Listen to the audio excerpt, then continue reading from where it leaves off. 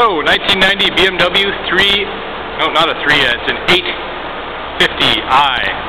So I got the 5-liter badging on the rear. I'm not sure who did that, but I was there when I got it. Here's where it's stored normally. It's been here for about 4 months or 6 months while I was away. There's no leaks, no drips on it. It's safe, no door dings or anything. It's its own private spot in my condo tower here. Running right now. One of my favorite features of this car is when you open the door, right before you open it, the window pops down a little bit.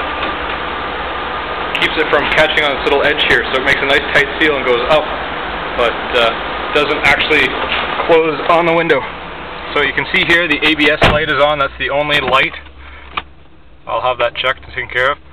Headlights all work. Go up and down, no problems.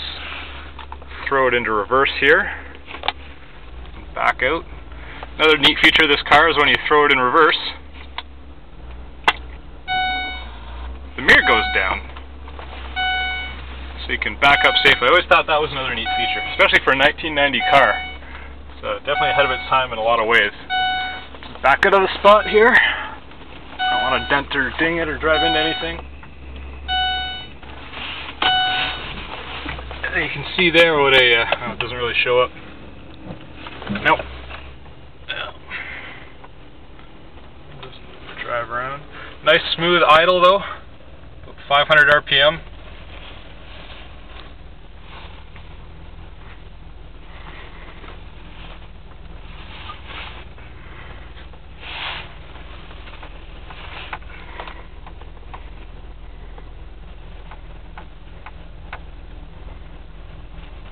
I'll take my hand off the wheel here. Track straight, no curves. Go around the parking garage here one more time for another lap just to get a long straight run.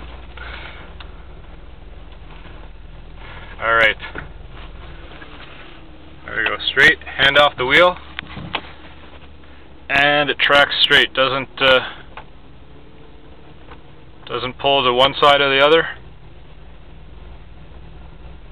Nice smooth idle the whole time, and then I'll brake. And then back around we go one more time. Give it some throttle here. And then it's definitely got some power here. Do that with no problems. I'll go do a walk out outside around the car here. Again, check out the window. It comes down just a little bit.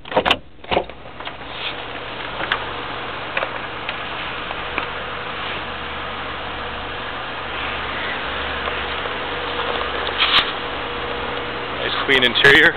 Turn on the interior light here. Oh, not that one, it's this guy. And it's got the ones in the door, as well as the footwells. The one thing that certainly sold me on this car when I got it was the quality of the interior. I've seen a lot of other cars of this age where the interior is all beat to crap, or I mean, especially right here, the bolster's all beat up. But that's really the only wear and the only signs that this isn't the new car. Inside, it's pretty near spotless. I don't think anyone's ever sat in the back seats, ever. Front seats are pretty good there too.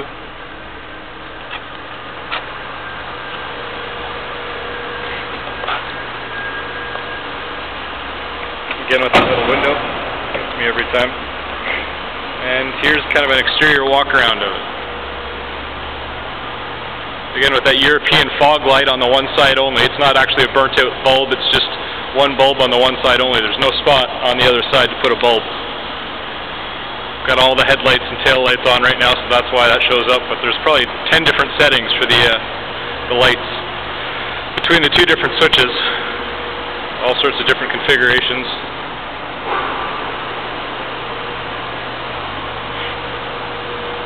1990, and it had a halogen set of headlights way back then. I think it was one of the first cars, if not the first to have that.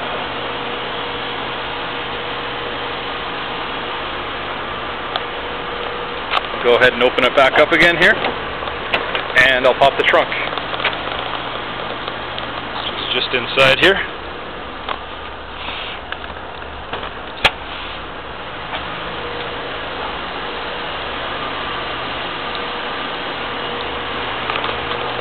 And the pop it open. It's got two little levers that come out right when you pull it up.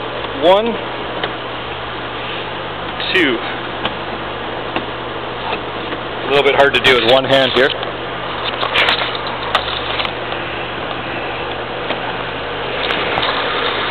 There we go. And there's the engine in all its glory. I'd rev it, but it's drive-by-wire, so there's nowhere I can really go and rev it. It's all electronic. It's not like most cars you can reach, turn the throttle body really. It's all drive-by-wire.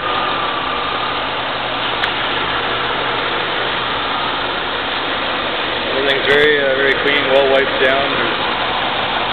There's a little bit of yellowing that's common on these cars. A little bit of yellowing from age just on the intake plenums, but there's really nothing else visibly wrong with it. Give you another walk around of the exterior.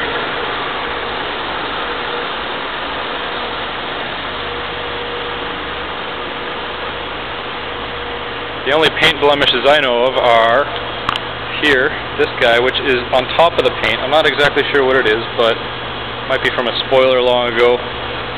It's on top of the paint. I just haven't tried to pry it off yet. And then here, that's another little scrape in the paint. See really close. That's it. Here's the exhaust.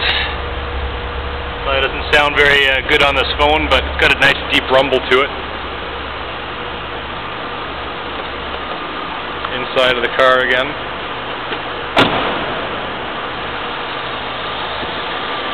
We'll go ahead and close the hood.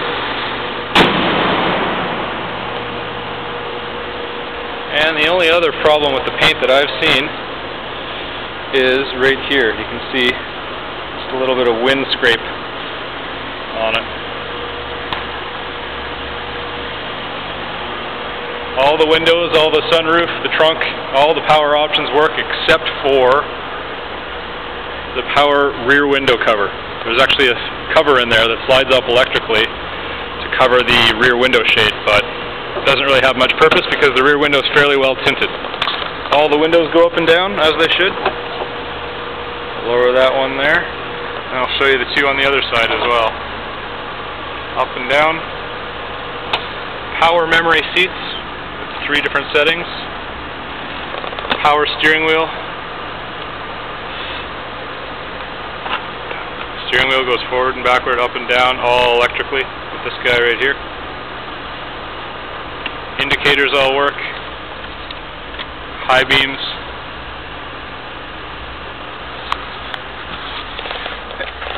Automatic climate control.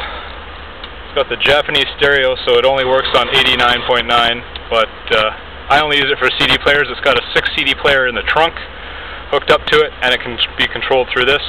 Otherwise, I do have another CD player with an MP3 plug-in that I'd be willing to include with the car if the if the buyer wants that instead.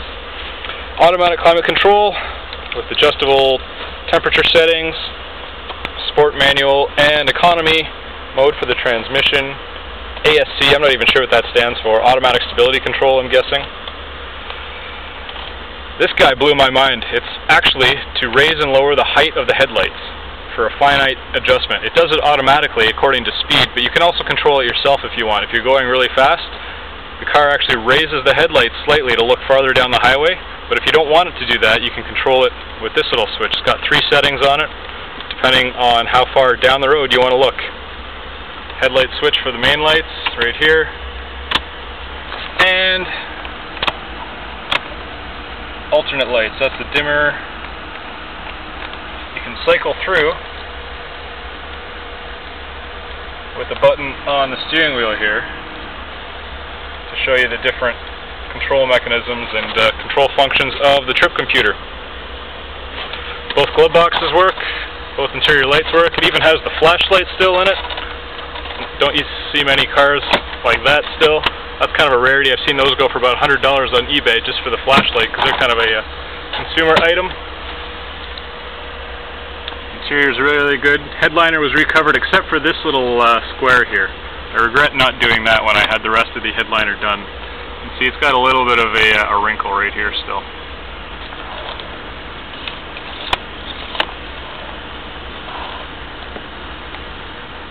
I honestly forget how to turn these on. I think it sounds... Yeah. There is a light up here. It escapes me as to how to turn them on, to be honest. Some switch somewhere. More lights here, 1, 2, as well as the center one. Lots of lighting available inside.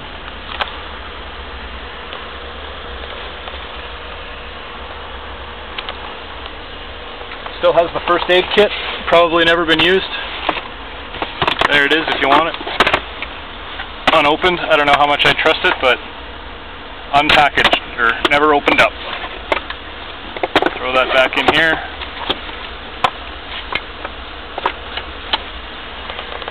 Glove box, used to be a cell phone holder in here. These cars all came stock from the factory with the cell phone. That was a big feature in 1990 when they were new. As well as the ashtray. Looks like it's never been smoked in. I've used that to charge my cell phone a couple times. It does work. Put my parking card back in there.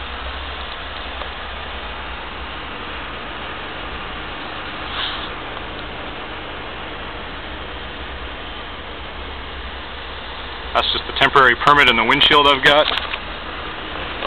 And I'll go ahead and roll up the windows too.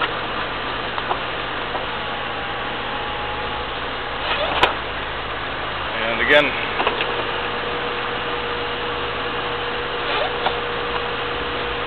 check this window out when it goes.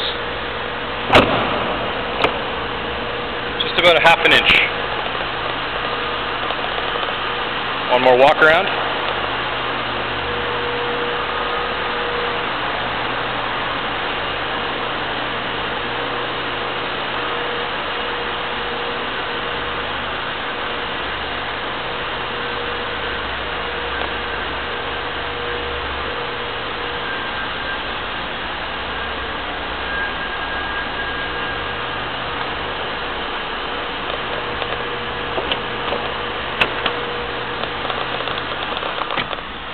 Back in, put it in drive, away we go.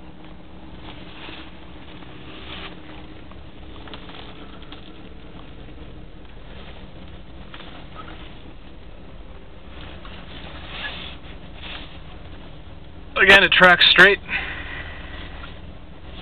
no brake noise. Squeals the tires at about 1200 RPM. There's tons and tons and tons of torque. The first time I drove this car, that's definitely what I noticed about it. I couldn't believe how much torque it has, even with such a low RPM. 1500 RPM, you can break it loose. Again, not that I've done that much. It's got winter tires on it right now as well, so it's all set for winter driving with the stock winter rims and Norditrack snow tires.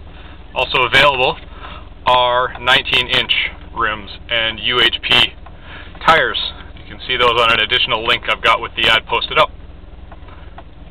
Another lap around the parking garage here.